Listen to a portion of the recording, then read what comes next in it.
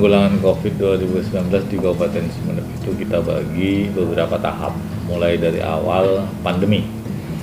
Awal pandemi COVID-19 masuk ke Indonesia, tapi masih belum masuk ke Kabupaten Sumeneb, itu tahap pertama. Ketika itu sudah kita melakukan yang pertama terkait itu kita membuat pencegahan agar virus itu tidak masuk ke Kabupaten Sumeneb. Yang paling mencolok waktu itu kita membuat posko-posko di 3 titik pintu masuk Kabupaten Sumeneb, yaitu 3 titik Peragaan, Lukulu, kemudian Pasongsongan. Itu untuk mencegah, dan itu dianggap cukup berhasil, terbukti dengan kita memasuki zona merah itu nomor 2 terakhir setelah paling akhir itu Sampang, dan itu bukti nyata bahwa pencegahan itu signifikan. Tetapi yang namanya virus akhirnya juga jebol juga. Tapi sebelum itu kita sudah menyiapkan SK Bupati tentang satuan gugus tugas percepatan penanganan COVID. Dengan SK itu sudah dibentuk tim untuk penanganan COVID-19, sehingga pada tanggal 24 April 2020 kalau nggak salah, itu periode pertama, pasien pertama sudah mulai masuk ke Sumeneb tanggal 24 April. Nah, sejak itulah setiap hari ada beberapa penambahan, ada beberapa pasien sembuh, dinamika COVID-19 di Kabupaten Sumeneb sampai dengan saat ini sampai dengan saat ini 211. Jadi tanggal ini periode kemarin 28 Juli 211 terkonfirmasi dan sembuh 162. Sisa berapa ini? Jadi saya ulangi, saya kalkulator dulu karena ini harus pakai kalkulator. 211 dikurangi 9 dikurangi 162, sisa 40. Jadi sekarang yang terkonfirmasi tanggal 28 Juli 2020 adalah 211 dan sembuh 162. Kasus terkonfirmasi meninggal sebanyak 9, sehingga yang masih dalam perawatan masih sebanyak 40. Dari 40 itu ada beberapa, yaitu ada yang isolasi mandiri dan ada yang ada di rawat intensif di rumah sakit, baik itu rumah sakit Sumeneb ataupun di rumah sakit di luar Sumeneb, dari yang 40 itu tadi. Tapi alhamdulillah pencegahan itu sudah kita maksimal. Memang puncaknya kita berada pada di bulan akhir Juni kemarin. Di akhir Juni puncak dari penanganan COVID. Dari itu kita sudah mulai turun. Artinya turunnya itu dikarenakan adanya kesembuhan pasien. Kesembuhan pasien yang cukup signifikan, sehingga untuk tingkat kesembuhan itu sampai dengan saat ini data 26 Juli, tingkat kesembuhan atau recovery rate di Kabupaten Sumeneb adalah 82,47% dan tingkat kematian hanya 4,12%. Sehingga penanganan itu kita anggap efektif karena terbukti kita sudah bisa meninggalkan zona merah untuk Kabupaten Sumeneb menuju zona oranye, dan mudah-mudahan kita berdoa bersama Kabupaten Sumeneb bisa kuning dan hijau nantinya. Kita tekan terus ini. Tetapi untuk Kabupaten Sumeneb sendiri, kecamatan-kecamatan, kita sudah ada yang sudah masuk ke zona hijau, seperti Kecamatan Dungke, Batang-Batang, dan Rubaru, kemudian sebagian kepulauan, karena untuk kepulauan Talango dan Arajasa masih oranye. Jadi yang oranye itu Bluto, Kota, Kalianget, Talango, Harjasa. Selebihnya itu zona kuning. Artinya di Kabupaten Sumeneb, di kecamatan sudah meninggalkan zona merah semua. Itu perkembangan sampai dengan saat ini. Jadi begini, masalah COVID-19 ini perlu kita pahami bersama, ini bukan masalah dari pemerintah. Ini adalah masalah kita bersama. Jadi wabah ini, pandemi ini adalah masalah kita bersama. Jadi perlu ada komitmen bersama antara pemerintah dengan masyarakat.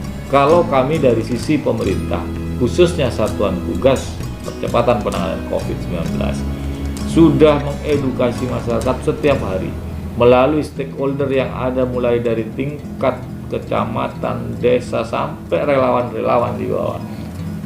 Kami sendiri di Dinas Kominfo tidak henti-hentinya mengedukasi itu melalui platform digital, platform media yang ada. Itu selalu kita edukasi masyarakat bagaimana pentingnya menjalankan protokol kesehatan. Tetapi itu semua kembali kepada masyarakat itu sendiri, paham atau tidak dan komitmen atau tidak untuk mencegah penularan ini. Karena sampai saat ini sebelum vaksin ditemukan, cara yang paling utama untuk mencegah penularan ini hanya dengan menjalankan protokol kesehatan. Hanya nggak banyak, pakai masker, jaga jarak, cuci tangan. Itu selesai. Itu kebiasaan-kebiasaan baru dan itu harus berubah mindset kita seperti itu. Ya, itu kembali kepada masyarakat. Sehingga masyarakat juga diharapkan untuk bisa mematuhi protokol-protokol kesehatan yang oleh pemerintah, khususnya Satuan Tugas, selalu setiap saat kita dengungkan untuk mengajak masyarakat untuk bisa menjalankan protokol kesehatan ini. Kampung Tangguh di Kabupaten Sumeneb, kita ranking sesuai dengan informasi dari Pak Kapolres, kita se-Jawa Timur kita nomor 3 setelah ada mana ya sebelumnya itu di Polres mana katanya. Dan Kampung Tangguh di Sumeneb itu sudah minimal satu desa itu sudah ada satu kampung tangguh. Satu desa ada satu kampung tangguh dan ada satu desa yang lebih. Sehingga sekarang sudah ada 300 sekian, tepatnya kalau desa kan 330, tapi lebih ada 330 berapa ya, 334 kalau nggak salah.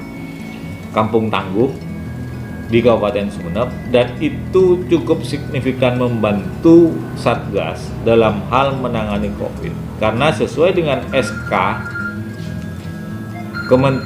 SK Menteri Kesehatan, surat keputusan Menteri Kesehatan nomor 413 tahun 2020 yang ditetapkan tanggal 13 Juli 2020 bahwa sekarang ini untuk pasien terkonfirmasi yang tanpa keluhan, artinya kalau dulu dinamakan OTG seperti itu, tanpa keluhan berat, itu dapat dilakukan isolasi mandiri.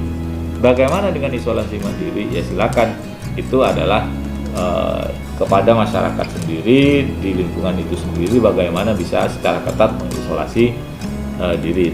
Tetapi untuk pasien yang terkonfirmasi dengan keluhan dan penyakit penyerta, tetap kita rawat intensif di rumah sakit seperti itu. Sepanjang yang kami terima di Humas, untuk semuanya itu tidak ada klaster, yang ada hanya kontak erat. Tetapi yang klaster sampai membesar itu mungkin hanya di salah satu perusahaan saja, untuk yang lain hanya kontak erat saja. Bahkan justru kontak erat di keluarga juga paling banyak. Seperti kemarin itu satu rumah itu udah mulai dari orang tua, anak, cucu itu ada seperti itu. Jadi ini kontak erat satu rumah. Kan setiap saya rilis pasti saya sebutkan kontak erat pasien nomor sekian, nomor sekian, nomor sekian, bisa dicek datanya nomor sekian itu siapa. Ya, jadi begini, untuk sekolah sampai dengan saat ini memang kita masih belum melakukan tatap muka. Pendidikannya itu dimulai tidak dengan tatap muka, tetapi ada himbauan juga dari pemerintah pusat khusus untuk pendidikan bahwa silakan untuk yang sudah memasuki zona hijau dapat dilakukan pembelajaran dengan tatap muka, tetapi ada beberapa persyaratan-persyaratan yang harus dipenuhi. Kalau nggak salah yang saya ingat satunya itu adalah harus ada izin dari orang tua. Jadi walaupun tatap muka berjalan, tapi kalau orang tua tidak mengizinkan, artinya khawatir tentang pandemi ini, sah-sah saja seperti itu. Untuk anak itu tidak dilakukan pembelajaran tatap muka. Tetapi untuk yang masih zona kuning dan seterusnya, itu masih dilakukan tatap muka, dilakukan pembelajaran dengan jarak jauh. PBJJ, pembelajaran jarak jauh. Jadi itu adalah upaya-upaya kita, dan perlu diingat bahwa Satgas Covid Kabupaten Sumeneb setiap hari Kamis, setiap minggunya pasti kita akan melakukan koordinasi bersama tim seluruhnya yang didukung oleh Forpimda dengan mengundang semua stakeholder yang ada di bawah untuk melakukan evaluasi penanganan COVID-19, sehingga secara step by step perkembangan COVID-19 di Kabupaten Sumeneb bisa dilakukan secara terpadu oleh tim. Di mana pertemuannya tuh? Di posko setiap hari Kamis. Cuman memang karena ini rapat internal, teman-teman media tidak ada yang meliput terhadap masyarakat. Tentunya harapan kita kan yang pertama, mudah-mudahan pandemi ini segera berlalu, vaksin segera terdistribusi ke masyarakat agar kita bisa hidup menjadi normal lagi. Kemudian harapan yang kedua kami kepada masyarakat, hanya satu permintaan kami untuk tetap menjalankan protokol kesehatan secara ketat dan betul-betul berkomitmen menjalankan kebiasaan-kebiasaan baru itu. Apa itu kebiasaan baru? Memakai masker mulai dari hidung sampai dagu, jangan dilepas, apalagi ketika berada di tengah kerumunan. Kemudian menjaga jarak dengan orang lain minimal 1 atau sampai dengan 1,5 meter. Yang ketiga, sering mencuci tangan dengan sabun dengan air yang mengalir.